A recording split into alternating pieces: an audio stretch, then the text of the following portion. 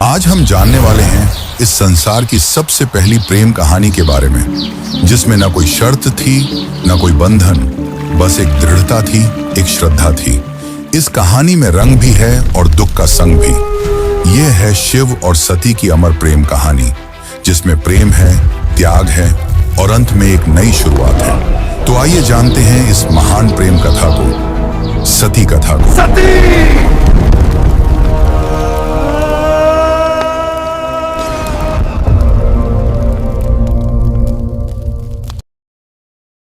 सृष्टि के आरंभिक काल की बात है, जब ब्रह्मा ने अपने मानस पुत्रों को रचा। उन्हीं में से एक थे दक्ष प्रजापति, अत्यंत बुद्धिमान परंतु उतने ही अहंकारी। दक्ष को अपनी योग्यता, अपनी शक्ति और अपने सृष्टिकर्ता के कुल से उत्पन्न होने का बड़ा अभिमान था। उसने वर्षों की तपस्या की और देवताओं से वरदान पाए संतान की प्राप्ति के लिए। उसकी यह तपस्या रंग लाई और उसे एक अत्यंत दिव्य कन्या की प्राप्ति हुई, वही जिसे हम आज देवी सती के नाम से जानते हैं। सती का जन्म किसी साधारण कन्या की भांति नहीं हुआ था। उनका स्वरूप स्वयं शक्ति का अंश था। कहते हैं वह स्वयं आदि शक्ति का अवतार थी। दक्ष को अपनी पुत्री पर गर्व था, लेकिन साथ ही उसके मन में एक अभिलाषा थी कि वह अपनी इस कन्या का विवाह किसी महान देवता, किसी वैभवशाली राजकुमार या किसी प्रतिष्ठित गृहस्थ से करेगा। उसे यह कल्पना भी नहीं थी कि उसकी पुत्री का हृदय वहां बन चुका है, जहां वैभव का कोई मोल नहीं, जहां वैराग्य ही आभूषण है, भगवान शिव। देवी सती बचपन से ही विचित्र स्वभाव की थी। अन्य कन्याओं की तरह ना तो उन्हें श्रृंगार में रुचि थी, ना ही राजसी जीवन की भव्यता में। जब जब वह शिव की चर्चा सुनती, जब किसी आर्षि द्वारा शिव की महिमा का वर्णन होता, उनका हृदय गहरे भावों से भर उठता। शिव जो श्मशानवासी हैं, जो मृग चर्म धारण करते हैं, जो भस्म रमाते हैं और सर्पों को आभूषण की तरह पहनते हैं। आम कन्याओं के लिए यह भय का कारण होता, पर सती के लिए यही शिव उनके अंतर्मन में बस चुके थे। धीरे धीरे यह आकर्षण भक्ति में बदला और भक्ति प्रेम में। अब सती का एक ही लक्ष्य था, शिव को पति रूप में प्राप्त करना। पर यह मार्ग आसान नहीं था। जब दक्ष को सती की इच्छा का आभास हुआ तो वह क्रोधित हो उठा। उसकी आंखों में तो शिव एक जंगल में भटकने वाले योगी मात्र थे। उसने सती को समझाने का प्रयास किया कि वह किसी योग्य, राजसी और सम्माननीय वर को चुने, पर सती अब निर्णय कर चुकी थी। उन्हें किसी धन, वैभव या पद की आवश्यकता नहीं थी। उन्हें चाहिए था वह परम पुरुष जो संन्यास में भी पूर्ण है, जो मौन में भी संपूर्ण है। और इसी लक्ष्य के लिए सती ने आरंभ की कठोर तपस्या। पर्वतों की गुफाओं में प्रचंड वायु और वर्षा के बीच सती ने भोजन तक त्याग दिया। उन्होंने पृथ्वी पर बैठकर खुले आकाश में बिना निद्रा के केवल शिव के ध्यान में लीन रहकर दिन, सप्ताह और महीनों का तप किया। देवताओं तक को आश्चर्य हुआ कि एक कन्या इतनी कठोर तपस्या कैसे कर सकती है। और जब उनकी तपस्या की अग्नि ने त्रिलोक को प्रभावित करना शुरू किया, तब अंततः भगवान शिव ने उनकी भक्ति को स्वीकार करने का निर्णय लिया। पर यह तो आगे की कथा है। अभी तो एक पिता के अहंकार और एक पुत्री के समर्पण की टकराहट शुरू हुई है। जहां एक ओर दक्ष चाहता है कि सती उसके राजनैतिक सपनों की सीढ़ी बने, वहीं दूसरी ओर सती हर सांस के साथ शिव का नाम जपती है। यही संघर्ष इस प्रेम कथा की पहली चिंगारी है, एक ऐसी चिंगारी जो आगे चलकर एक भीषण अग्निकांड बन जाएगी। सती अपनी तपस्या में लीन थी। उनका एकमात्र उद्देश्य था शिव की प्राप्ति। अनंतः उनकी भक्ति से प्रसन्न होकर शिव प्रकट हुए। शिव मुस्कुराए और एक क्षण में वह उस तपस्विनी के समक्ष प्रकट हो गए। जैसे ही सती ने अपनी आंखें खोली, उनके सम्मुख खड़े थे वही जिनके लिए उन्होंने सब कुछ त्याग दिया था। शिव ने उनके तप, प्रेम और अटल श्रद्धा को देखा और कहा, हे देवी, तुम्हारा प्रेम मुझे बाध्य करता है। आज मैं तुम्हें अर्धांगिनी के रूप में स्वीकार करता हूं। इस वचन के साथ पूरे ब्रह्मांड में आनंद की लहर दौड़ गई। देवताओं ने पुष्प वर्षा की और फिर आया वह शुभ दिन जिसका साक्षी स्वयं ब्रह्मा, विष्णु और सारे लोग हुए। शिव और सती का दिव्य विवाह। शिव बारात लेकर स्वयं कैलाश से निकले, पर यह कोई साधारण बारात नहीं थी। इसमें भूत, प्रेत, पिशाच, नाग, सिद्ध, योगी, अर्षि, देवता सब सम्मिलित थे। शिव की सवारी नंदी थी, शरीर पर भस्म, जटा से गंगा, गले में नाग। यह स्वरूप देख सभी स्त्रियां भयभीत हो उठी, पर सती के चेहरे पर गर्व था। उन्हें अपने शिव पर गर्व था। वैभव नहीं, सत्य का स्वरूप थे वह। विवाह का आयोजन राजसी नहीं था, पर दिव्यता से भरा हुआ था। स्वयं ब्रह्मा ने मंत्रोच्चारण किया, विष्णु ने कन्यादान किया और समस्त लोगों ने इस मिलन का स्वागत किया। यह केवल दो आत्माओं का नहीं, सृष्टि के दो मूल तत्वों शिव और शक्ति का मिलन था। लेकिन इस भव्य विवाह में एक स्थान रिक्त रहा। सती के पिता दक्ष प्रजापति, वह नहीं आए, ना ही कोई संदेश भेजा, ना ही कोई आशीर्वाद, क्योंकि उनके लिए यह विवाह एक अपमान था, एक चुनौती उनके अभिमान को। उनके अनुसार यह मिलन योग्य नहीं था। और यहीं से प्रारंभ हुआ उस अग्निकथा का बीज, जो आगे चलकर पूरे यज्ञ को जला देगा। समय धीरे धीरे बीतता है। कैलाश पर्वत पर प्रकृति की गोद में शिव और सती अपना वैवाहिक जीवन शांतिपूर्वक और आनंद से व्यतीत कर रहे हैं। कैलाश की गुफाएं, मंदाकिनी की कलकल धारा और बर्फीली हवाएं सब साक्षी थीं उस दिव्य प्रेम की, जो समय और शब्दों से परे था। लेकिन इसी बीच एक और स्थान पर कुछ और ही चल रहा था, राजा दक्ष के मन में।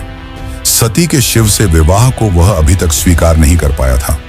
हर बार जब कोई शिव की महिमा का गुणगान करता, दक्ष की भौहें तन जाती। उसे लगता कि शिव ने उसकी पुत्री को अपनी योग्यता से नहीं, किसी छल से प्राप्त किया है। वह अपनी सत्ता, अपना रुतबा, अपनी श्रेष्ठता सिद्ध करना चाहता था, और उसी घमंड ने उसे एक विशाल यज्ञ के आयोजन की प्रेरणा दी। दक्ष ने यज्ञ का आयोजन बड़ी धूमधाम से किया। ऐसा यज्ञ जिसमें समस्त देवताओं, ऋषियों, सिद्धों और लोकपालों को निमंत्रण भेजा गया। ब्रह्मा से लेकर इंद्र तक हर कोई आमंत्रित था, परंतु एक नाम उसमें अनुपस्थित था, महादेव शिव का।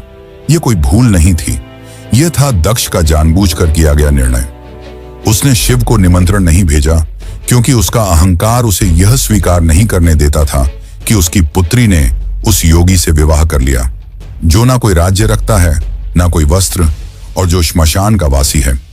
दक्ष को लगता था कि शिव को यज्ञ में आमंत्रित करना उसके सम्मान के विरुद्ध होगा। जब यज्ञ की तैयारियां चल रही थीं, उसी समय सती ने इस आयोजन की बात सुनी। किसी ने उनसे कहा, माता, आपके पिता दक्ष ने एक महान यज्ञ का आयोजन किया है, जिसमें सारे देव, ऋषि और ज्ञानी आमंत्रित हैं। वह तो आज पूरे ब्रह्मांड का ध्यान खींच रहा है। यह सुनकर सती का हृदय कांप उठा। उन्हें विश्वास नहीं हुआ कि उनके पिता इतना बड़ा आयोजन कर रहे हैं और उन्हें कोई सूचना नहीं मिली। कुछ समय तक वे चुप रहीं, शायद आशा में कि कोई दूत आएगा, कोई संदेश मिलेगा। लेकिन जब स्पष्ट हो गया कि शिव और उन्हें जानबूझकर न बुलाया गया है, तब उनके भीतर कुछ टूट सा गया। एक ओर पुत्री का धर्म उन्हें पिता के यज्ञ में खींच रहा था, तो दूसरी ओर पत्नी का धर्म उन्हें शिव की मर्यादा का ध्यान रखने को कह रहा था। अंततः सती ने शिव से निवेदन किया, स्वामी, मैं उस यज्ञ में जाना चाहती हूं।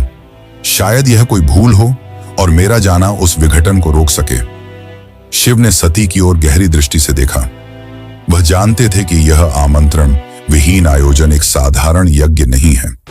उन्होंने शांत स्वर में सती से कहा, हे प्रिय, जहां सम्मान न हो वहां स्वाभिमान को ले जाना व्यर्थ है, और मैं नहीं चाहता कि तुम उस यज्ञ में जाओ जो केवल क्रोध और घमंड से जल रही है। परंतु सती व्याकुल थी। उनके भीतर एक द्वंद्व चल रहा था, पिता और पति के बीच। उन्होंने पुनः प्रार्थना की, प्रभु, मैं केवल एक पुत्री के रूप में वहां जाना चाहती हूं। मैं पिता से बात करूंगी, शायद वह बदल जाए, शायद उनके मन का विष उतर जाए। शिव ने इस बार उन्होंने अनुमति दे दी। सती ने कैलाश से विदा ली, अकेले, बिना किसी दूत या सम्मान के। वह एक बेटी थी जो अपने पिता से स्नेह की अपेक्षा लेकर जा रही थी, लेकिन उन्हें झांत नहीं था कि उस यज्ञ में उनका स्वागत नहीं, अपमान प्रतीक्षा कर रहा है। सती जब यज्ञ स्थल पर पहुंची तो उनके मन में उम्मीद थी कि पिता के नेत्रों में बेटी को देखकर कोमलता जगेगी, उनके मुख से स्वागत के शब्द निकलेंगे। लेकिन जब उन्होंने यज्ञ स्थल में प्रवेश किया तो सन्नाटा पसर गया। कोई स्वागत नहीं हुआ, कोई आसन नहीं दिया गया, जैसे वो वहां उपस्थित ही न हो। वहां बैठे देवताओं की आंखों में असहायता थी। सती ने पिता की ओर देखा, धीमे स्वर में कहा, पिताश्री, क्या आप नहीं चाहेंगे कि आपकी पुत्री भी इस पावन यज्ञ में सम्मिलित हो? दक्ष ने ठंडी हंसी के साथ उत्तर दिया, पुत्री, जिस दिन तूने उस नग्न भस्म रमाए श्मशान में विचरने वाले औघड़ को अपना पति चुना, उसी दिन तू मेरी पुत्री नहीं रही। दक्ष का स्वर ऊंचा हो रहा था और उसके शब्द जैसे शिव के लिए विष से भरे बाण हो। यह सुनकर सती की आत्मा कांप उठी थी। यह केवल अपमान नहीं था, यह शिव के उस स्वरूप का तिरस्कार था जो समस्त सृष्टि का आधार है। वे उठी, सभा की ओर देखा और बोली, तुम सब यहां धर्म की बात करने आए हो, यज्ञ की बात करते हो, पर जिस शिव के बिना कोई यज्ञ संपन्न ही नहीं हो सकता, उसी शिव का तुम अपमान करते हो। फिर उन्होंने आगे कहा, जिसे तुम औघड़ कहते हो वही काल का भी काल है, जिसे तुम श्मशानवासी कहकर हंसते हो वही मृत्यु से परे है, और जिसे तुम भस्मधारी कहते हो वही भस्म से मोह को जलाता है। उनकी आंखों में आंसू थे, लेकिन स्वर तेज था, ऐसा तेज कि स्वयं देवता भी सिर झुका लें। सभा स्तब्ध थी, कोई उत्तर नहीं दे सका, लेकिन सती का हृदय अब टूट चुका था। उन्होंने कहा, जिस शरीर ने आज मेरे प्रभु का अपमान सुना है, वह शरीर अब इस संसार के योग्य नहीं, और वे सीधे यज्ञ कुंड की ओर बढ़ी। वहां उपस्थित देवता उन्हें रोकना चाहते थे, पर सती अब कोई नारी नहीं थी, वह साक्षात अग्नि बन चुकी थी। उन्होंने अपने नेत्र बंद किए, शिव का स्मरण किया और अग्नि में कूद गईं। उनके चेहरे पर भय नहीं था, बल्कि एक शांति थी, एक समर्पण था जो पूरे यज्ञ मंडप को झकझोर गई। अब इस यज्ञ की अग्नि से वो तूफान उठने वाला था जो पूरे को तबाह कर सकता था। तो चलिए अब जानते हैं आगे की कथा। लेकिन उससे पहले अगर आपको वीडियो अच्छी लग रही है तो वीडियो को लाइक जरूर करें और कमेंट में लिखें, हर हर महादेव। कैलाश पर शांति थी, पर वह शांति तूफान से पहले की थी। जब भगवान शिव को यह ज्ञात हुआ कि उनकी अर्धांगिनी अग्नि में समर्पित हो गई, तो उनके हृदय में तूफान उमड़ पड़ा। आंखों में वेदना, मन में शून्यता और आत्मा में आग। ये वो शिव थे जिनका क्रोध ही प्रलय कहलाता है। शिव अपनी समाधि से उठे, उनकी जटाएं लहराईं, नेत्र रक्तिम हो उठे और सारा ब्रह्मांड कांप उठा। फिर अपने दोनों हाथों से अपनी जटाएं पकड़ी और उन्हें पृथ्वी पर पटक दिया। उसी क्षण पृथ्वी फटी और उस क्रोध की ज्वाला से प्रकट हुआ एक रूप, भयंकर, तेजस्वी और अजेय, वीरभद्र। वीरभद्र कोई सामान्य योद्धा नहीं था, वह शिव के विकराल रूप का अंश था। उसका शरीर अग्नि सा दीप्यमान था, आंखों में प्रतिशोध की ज्वाला, हाथ में तलवार।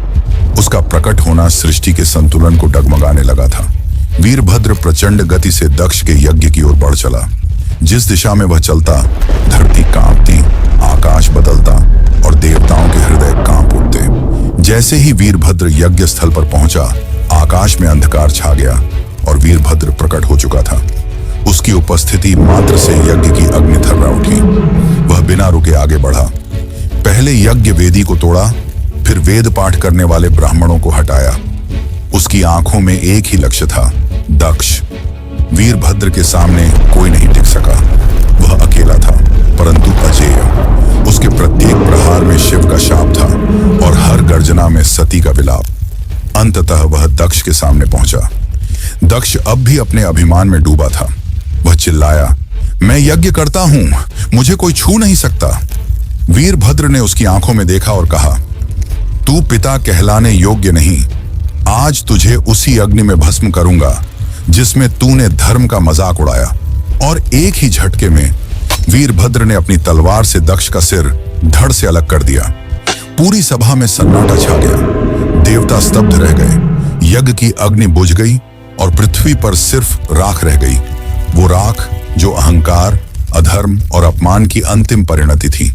वीरभद्र शिव की आज्ञा पूरी कर चुका था। पर यह कहानी यही नहीं रुकती। अब आएगा वो क्षण जब शिव स्वयं यज्ञ स्थल पर पहुंचेंगे, सती के शव को उठाएंगे और सृष्टि में संतुलन डगमगाएगा। जब महादेव यज्ञ स्थल पर पहुंचे, उन्होंने सती के जले हुए शरीर को देखा। वह दृश्य ऐसा था जिसने स्वयं काल को रुला दिया। शिव ने धीरे से कंपाते हाथों से अपनी सती को बाहों में उठा लिया। उनकी आंखों से आंसू थे और फिर वह चल पड़े। शिव सती के शव को अपनी गोद में लिए पूरे ब्रह्मांड में भटकने लगे। उस विरह में जो पूरे ब्रह्मांड को भयभीत कर रहा था, ब्रह्मांड असंतुलित होने लगा। देवता भयभीत हो उठे। यदि शिव यूं ही विलाप करते रहे तो सृष्टि का संतुलन टूट जाएगा, प्रलय आ जाएगा। तब सभी देवता भगवान विष्णु के पास पहुंचे और उनसे सृष्टि को बचाने की प्रार्थना की। तब विष्णु ने अपना सुदर्शन चक्र चलाया। जैसे ही सुदर्शन चक्र चला, उसने सती के शरीर को टुकड़ों में विभाजित कर दिया। शिव कुछ क्षणों के लिए रुके पर प्रतिरोध नहीं किया। यह सृष्टि के लिए आवश्यक था। जहां जहां सती के अंग गिरे वहां दिव्य ऊर्जा फैल गई। पृथ्वी के वे स्थान शक्ति से भर उठे और वहीं बने शक्तिपीठ। ये कोई सामान्य स्थल नहीं थे, ये उस अमर प्रेम की गवाही थे जो शिव और सती के बीच था। ये थे वे स्थान जहां स्त्री, शक्ति, प्रेम, बलिदान और भक्ति सब कुछ एक साथ साकार हुए। कुछ स्थानों पर सती की आंखें गिरीं, कहीं उनका हृदय, कहीं उनके केश, तो कहीं उनके चरण, और हर स्थान एक केंद्र बन गया मां शक्ति का, जो हर रूप में पूजनीय हुई। कभी दुर्गा, कभी भैरवी, कभी भवानी। यही वे स्थान हैं जिन्हें आज हम कामाख्या, वैष्णो, ज्वाला, हिंगलाज और तारापीठ जैसे नामों से जानते हैं। इस प्रकार सती के वियोग से जन्मे ये शक्तिपीठ न केवल देवी के अंग हैं, ये उस प्रेम की शाश्वत उपस्थिति है जो आत्मा से आत्मा तक जुड़ता है। शिव अंततः हिमालय लौटे, पर अब वह ध्यान मग्न हो गए। वर्षों तक एक चट्टान की भांति बैठ गए, समाधि में डूबे। ना शब्द, ना गति, ना भावना, बस मौन और सती की स्मृति। काल की धारा आगे बढ़ती है, युग बदल जाते हैं, पर कुछ कहानियां समय की सीमाओं से परे होती हैं, और सती की कथा उन्हीं में से एक है। वह प्रेम जो अग्नि में तपकर शुद्ध हुआ था, वह विरह जो तांडव बन गया था। उस अधूरी यात्रा को अब पूर्ण होना था, पर यह कहानी यहां समाप्त नहीं होती। प्रेम का सफर यहीं पर रुकने वाला नहीं था। जहां अग्नि ने प्रेम का रंग दिखाया था, वहीं से एक नई दास्तान का पैगाम आने वाला था। सती के बलिदान से जो प्रेम जला था, वही आग पार्वती के रूप में फिर फलने वाला था। यह अंत नहीं, यह शुरुआत है। शुरुआत है एक अमर, अनसुनी और अनोखी प्रेम कहानी की। यह शुरुआत है शिव और पार्वती की। यह शुरुआत है एक नए युग की।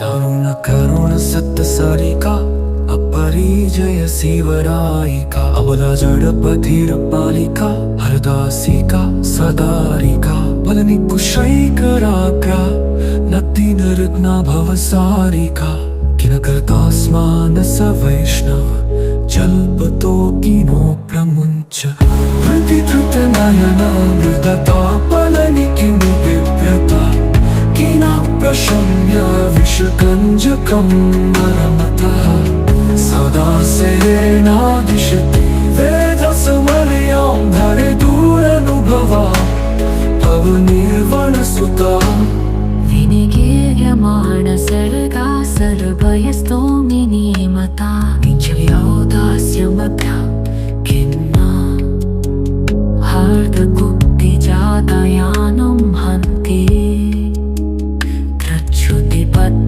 प्रजल्पं क्रुद्धा धरे दुरनुभवा भवनिर्वणसुता हृदि धृतनयनमृदता प्रबलनि किं बिभ्रतः किन प्रशम्य विषकञ्जकं नर्मतः सदा सेनादिशति वेदसमर्या